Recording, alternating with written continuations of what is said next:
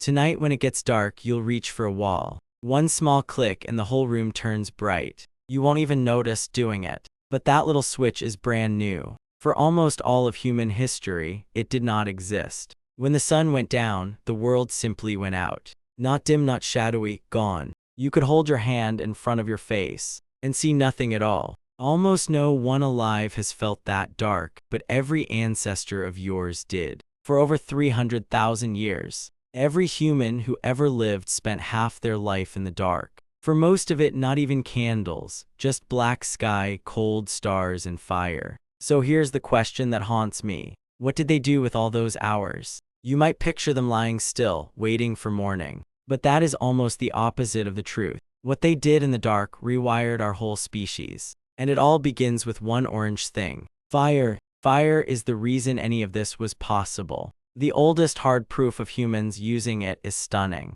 Burnt bone and ash deep inside Wonderwork Cave in South Africa. Roughly 1 million years old. And fire did more than keep people warm. It rebuilt the entire human day. Before fire, your ancestors lived like every other ape. When the sun set, you climbed high and froze still. Because moving in the dark meant one thing. You became dinner. Your eyes are useless at night. But the things hunting you saw perfectly. Leopards, hyenas, cave lions, wolves. They own the night, you didn't. Then fire flipped the whole equation. A campfire makes a circle of safety, about 30 feet across. Inside that circle, predators will not come. Step outside it and you die. And it still happens. Among the last hunting tribes, those who wander from the fire are far likelier to die. So fire didn't just protect you. It handed you something no animal had ever had. Extra hours. Before fire, your useful day ended when the sun fell.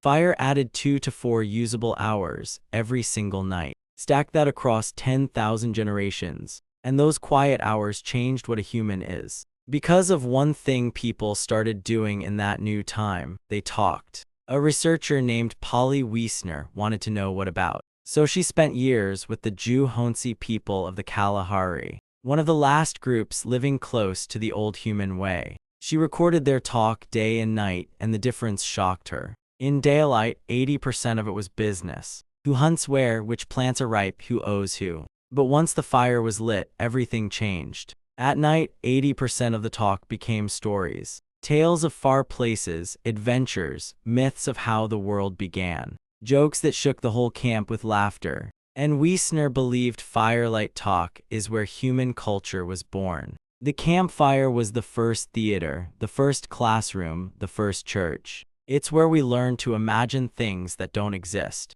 To think past tonight toward tomorrow. It is quite literally where we became us. But the night held a second secret, one science only rediscovered 30 years ago. You were never built to sleep the way you sleep tonight. A historian named Roger Eckerch found the clue. He spent 16 years digging through dusty records. Diaries, court papers, prayer books, old letters. Over 500 mentions of the same odd thing. First sleep and second sleep.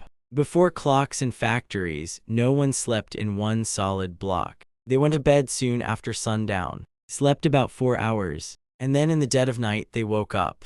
Not in a panic, not by accident. They stayed awake for 1 or 2 quiet hours, then drifted back for 4 more hours until dawn. This was not insomnia. This was simply how every human slept for thousands of years. So what did they do in that strange middle window? Almost everything. One old French doctor told couples to make their children then. People crept out to visit their neighbors. They read their dreams while they were still fresh. They prayed, they wrote, they simply thought. An old manual called these the best hours to reflect. They named it the watch, the still hours between first and second sleep. Now here is the eerie part. Scholars read these words for centuries and kept getting them wrong. They could not imagine sleeping any way but hours. So they rewrote ancient Greek and Latin to fit modern nights. The truth sat in the words the whole time, but proof needed more than old books. So in 1992, a scientist named Thomas Weyer ran an experiment.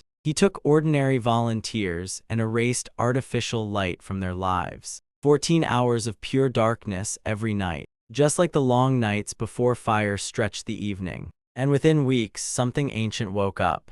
Every single volunteer fell into the same rhythm. 4 hours of sleep, a wakeful gap, 4 hours more. Nobody told them to, their bodies simply remembered. As if an old program had waited inside them all along, buried under a lifetime of electric light. And during the waking gap, Weyer measured their bodies. Their brains poured out a hormone called prolactin, the same calm chemical released in deep meditation. They described feeling still, peaceful, almost floating. It wasn't a gap in sleep at all. It was its own kind of consciousness. A peaceful waking calm most of us have never once tasted. So what killed it? The answer is almost too simple. Light. In the 1600s, cities began hanging lamps in the streets. Paris was one of the first to scare off crime. Slowly, the terrifying night became something you could walk through. Then came cheaper candles, then hissing gas lamps. And then, in 1879, one invention finished it.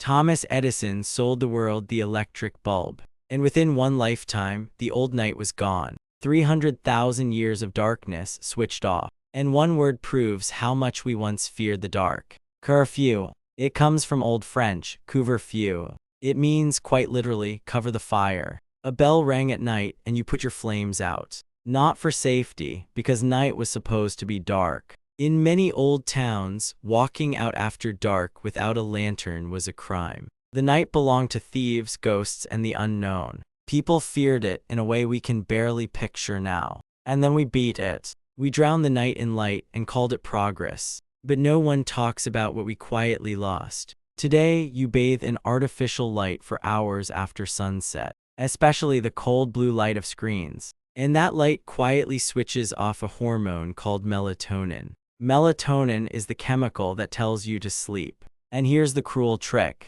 Your body cannot tell a screen from the sun. When light hits your eyes at 11 at night, your brain thinks it is daytime. So it holds the melatonin back and chops your sleep into pieces. It scrambles a rhythm that took millions of years to build. But your old body is still in there, waiting. Take someone camping for 1 week, no screens, no lamps, and their melatonin resets by nearly 2 hours. Their bodies start winding down at sunset again. 1 week, that is all it takes. For 300,000 years of programming to wake back up. So we didn't only change when we sleep. We deleted an entire room inside the human mind. That still, glowing calm between first and second sleep is gone for almost everyone now. Instead, we lie awake at 2 a.m. and call it a disorder. But what if it isn't broken at all? What if waking in the dark is not a malfunction? What if it's your body remembering what it was made to do? So tonight, if you wake at 2 and can't drift off,